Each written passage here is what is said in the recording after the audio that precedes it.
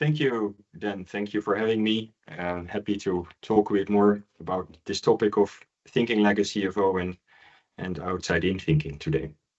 Great, thanks. So you are both corporate controller and GBS leader, which is an unusual combination. How did that happen? So I had a very broad experience in finance over the years. And I started working across many different industries, cosmetics, technology, consumer goods, in various finance capacities. Most of the time, I helped businesses on making better business decisions. But I also got exposed to all the likes of statutory and tax requirements and compliance. And so when I joined Amway in 2010, I actually had a combination of three different missions. One was to set up an FP&A organization to make better decisions. Another one was to set up a multifunctional shared service center, which went over and beyond my finance remit by optimizing processes for multiple functions in the European region. And the third one was to set up a new ERP system, which was Oracle for us. And so through all these experiences, it became at some moment in time a logical fit as I report to the CFO to give me also the corporate controller position. This helps me as well when it comes to setting global policies, because global policies leads to more standardized processes that I can then implement. And that is definitely also beneficial for the GBS agenda. Yeah, it's interesting that your priority for setting up an FP&A function to drive better decisions. That's a lovely kind of link to the GBS shared services piece as well. So I can see that working well. So in your role, what do you find most fulfilling about leading GBS in a global business? You're $7.5 billion around the world. What's most fulfilling about that role? Yeah, Amway is definitely the most international company I've ever worked for. And not just that, we have employees and business owners from so many cultures that have very different ideas about what actually good looks like or what they think they need to be successful. And so the most fulfilling for me is to bring people together and to develop a perspective on what would a good business outcome look like for us. And then you start a discussion, you see where it goes. And sometimes that's very fast. Sometimes it takes a lot of time to get people on the same page. And I really like that.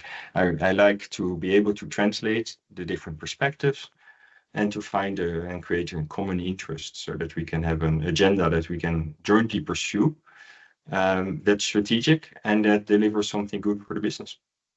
Right. So we've talked before about your work in helping your team raise their game to deliver greater business value by approaching things outside in. What does that mean to you?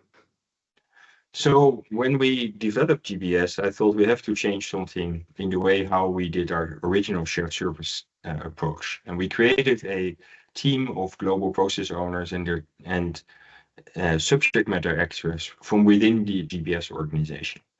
Because within Amway, we didn't really have this discipline yet. And the benefit now is that we have GPO teams that deeply understand the Amway business processes and culture because they've lived that for many years and operated those processes in the past. That then led us to a lot of innovation drive. And we actually have an innovation funnel that keeps on every month. We have a lot of new ideas that come in, and that drives continuous improvement, which informs also the larger roadmap that we have. Yet, when you look at this, the continuous improvement ideas many of them are incremental improvements. We reason from the process we know, and then we seek to improve it. Mm-hmm. And we recruited a lot of people from inside our business who actually understand the processes. So that can also drive a lot of incremental thoughts. Mm-hmm. That means we're really good in the inside out perspective. Mm-hmm. The problem with that is that our stakeholders outside of finance, for instance, when you talk about the finance GBS processes, do not really understand what we're trying to achieve because we don't talk their language.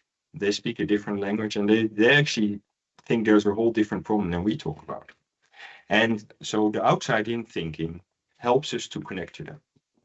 And it helps us to actually define together what good will look like in their eyes. And so that's one reason why we need to get to an outside-in approach. It's that we've recruited a lot of people with good business expertise to lead the process teams.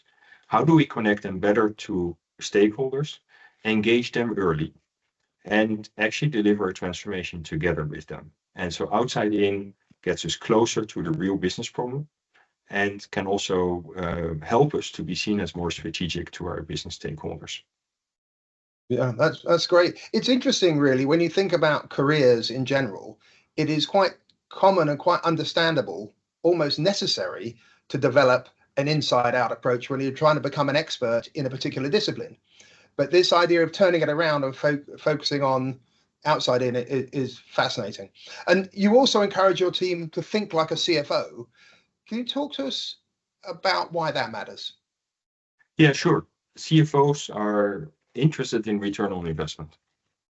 And at the end of the day, that's what a good business case is about. It's what does it really bring in terms of value? And that can be a P&L effect, it can be a cash flow effect. But you need to understand that a bit more for the financials and how that works so that you can actually build that into your business case. And many of our business partners are also struggling to do that. So if we can help to bring that perspective, then we can also think about it and bring it to the table. And a lot of the improvements that we're doing often stay invisible. If we automate a part of a person's work, what does it really mean? I mean, does it mean more coffee time? Does it mean time we can really reinvest? What is that person doing instead of that? And having that discipline within the GBS organization to say, how do we manage that? How do we bring that value back to the business? How do we stay transparent that we're not just reinvesting this into nice to haves, but into things that really bring values. And so I like it when my operation leaders, but also my GPOs work closely together to, on the one hand, realize the ideas and in initiatives, but on the other hand, then also deliver operationally the value to the enterprise. And so thinking like a CFO keeps us accountable because we will continuously, reason also in financial terms with the enterprise and between ourselves. No, that makes a lot of sense. So how does outside in and CFO thinking help your team engage stakeholders across the business? The key thing is that it forces us to speak about business value because our business stakeholders, very often we are at risk that they don't understand why we want to change something. They think you just want to become more efficient. Mm-hmm. And they think we're trying to solve our problem and not their problem. And when we talk more in terms of business outcomes, then they see that we try to solve something with them, for them. And yes, the efficiency is one part of it, but a better part is if we can really make the process better for them. So it helps us to actually bring to their attention that we're not just looking for efficiencies, we're also looking for, is there anything that could improve the experience? Is there anything that can improve speed, agility, in the way how they work? And find terms that they appreciate as value as well. So it does force us to think in a wider appreciation of what value means, which can be the P&L and working capital, but it can be that we first need to understand their perspective. And the risk is if we don't do that with the stakeholders from the beginning, then they're not going to connect to us. So we really want to make sure that they connect from day one with us on why are we doing this. And we're not always succeeding on that. Well, to be honest, I think but this is a good discipline for us to think like a CFO reminds us every time and again that we have to approach it that way. So it's a little bit like helping engagement by getting closer to what's in it for me or what's in it for them in this case. Yes, indeed. Yes. So can you give some examples of where this thinking and approach is creating or accelerating business value in terms of P&L or working capital impact? Yeah, we've numerous initiatives that I could cite. A few of them are one that I really like is where we developed a vision of touchless accounts payable process. Because today we've been able to automate a great deal of that with the help of AI, where we can eliminate human intervention. Now, this saves a lot of time of business people, but also in GBS because we have fewer AP issues that we have to deal with. And so when people understand that we haven't implemented this just for an efficiency perspective, but also because there's just fewer issues arising around the whole accounts payable process, all the parameters get better. And we get a lot of appreciation for that from the business then as well. We now have also more time then to look at the source to pay process and how can we optimize this. Another thing that, because we set up these global process ownership teams, we are now a known entity within the enterprise when it comes to, for instance, our new e-commerce solution. So we are part of the solution. We're not just testing. In the past, we would have been asked to test it once everything is ready. Now we're actually helping to design the global process. We're helping to look at any gaps between the real business reality and our global process and how can we resolve that. And this will accelerate, at the end of the day, the implementation timeline, but also reduce the risk. And so it reduces on also the external reliance on and cost. Mm-hmm. But at the same time, we keep that knowledge in our business as well about our processes. So it means that any changes in the future, we will also gain in time to market. So I think that is another way. There are different value levers here that will have a cost effect also in the future. Yeah.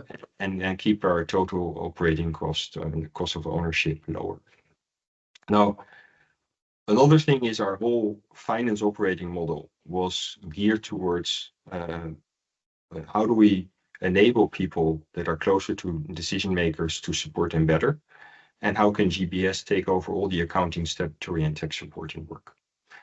Now, beyond doing that, it also just created a better collaboration with our tax and treasury functions, who needed to worry less about where do we get the data from, and can more focus now on what value-adding strategies are we actually delivering. And so they see the benefit of that as well. And then because we speak differently with the team, they also come up with ideas. So for instance, on working capital, recently a team came up and said, hey, we can actually collect these credit notes way faster from suppliers.